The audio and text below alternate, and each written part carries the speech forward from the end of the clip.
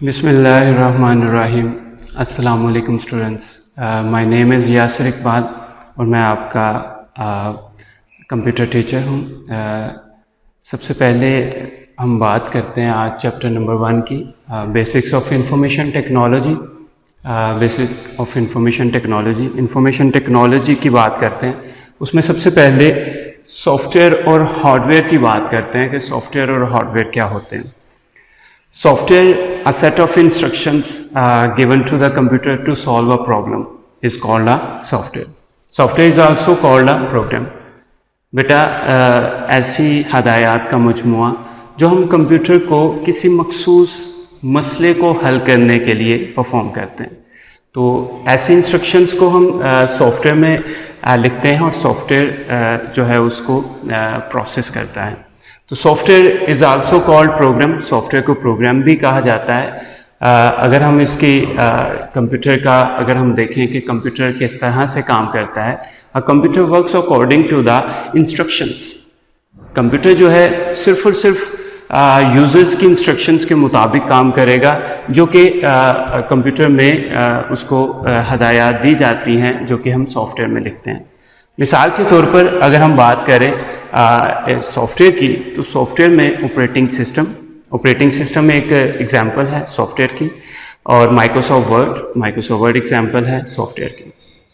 इसके बाद अगर हम बात करें हार्डवेयर की, हार्डवेयर क्या होते हैं? The physically parts of the computer system are called hardware. Hardware जिस्मानी हिस्से कहलाते हैं किसी भी कंप्यूटर के। अगर हम हार्डवेयर की बात करें तो वो उसके फिजिकली पार्ट्स होते हैं। मिसाल के तौर पर कीबोर्ड है, माउस है, प्रिंटर है, मॉनिटर है, ये इसकी एग्जांपल्स होंगी जो कि hardware components of the computer system. इसके बाद अगर हम बेटा बात करें इनके रिलेशनशिप की, तो रिलेशनशिप क्या होते हैं? Software is instructions that tells the computer what to do. जैसा कि हमने बताया कि सॉफ्टवेयर क्या है, सॉफ्टवेयर एक इंस्ट्रक्शंस हैं जो कि कंप्यूटर को बताते हैं कि कंप्यूटर ने क्या करना है, what to do. The hardware can not perform any task without software.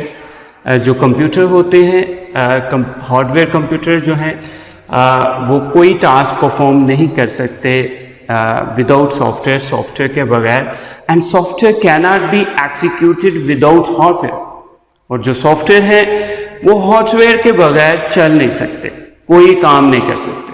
A computer useful only, एक कंप्यूटर तब ही मुफीद साबित होगा when they are combined software and hardware.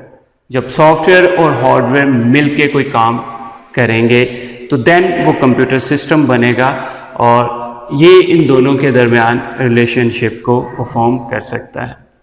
तो सॉफ्टवेयर चूँकि हदायत का मजमुआ है, सॉफ्टवेयर हार्डवेयर के बगैर नहीं चल सकता और हार्डवेयर सॉफ्टवेयर के बगैर नहीं कोई काम कर सकता।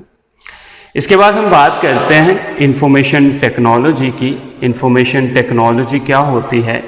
आजकल के ज़माने में इंफॉर्मेशन टेक्नोलॉजी एक बहुत अहम साबित होती है। Information is the technology that uses computing with high speed communication links to spread information from one place to another place.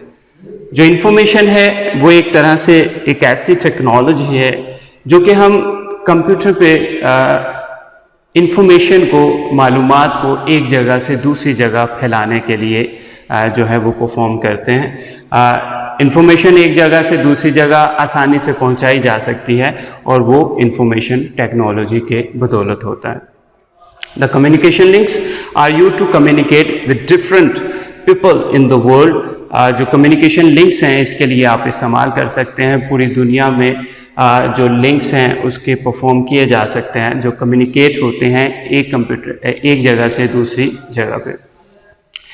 इसका मतलब है कि ये जब इंफॉर्मेशन एक जगह से दूसरी जगह फैलाई जाती है तो इट मीन्स दैट कि the world has become a global village. ये दुनिया एक ग्लोबल विलेज बन जाती है। ग्लोबल विलेज का मतलब क्या है? कि एक ऐसा गांव जिसमें लोग एक दूसरे को जानते हैं, जिसमें लोग एक दूसरे की मदद के लिए एक दूसरे के साथ मिल के रहते हैं। तो ग्लोबल विलेज इंफॉर्मेशन टेक्नोलॉजी ने इसको ग्लोबल विलेज बना दिया। तो it means that people living in the world know one another. इसका मतलब ये हुआ कि लोग जो इस दुनिया में रह रहे हैं वो एक दूसरे को जानते हैं अगर वो इस ग्लोबल विलेज का हिस्सा हैं, अगर वो इस विलेज में, गांव में रहते हैं। बेटा इसको विलेज क्यों कहा गया? इसको कोई सिटी, कोई कंट्री क्यों नहीं कहा गया? विलेज का मतलब ये होता है कि गांव में लोग एक दूसरे को जानते हैं।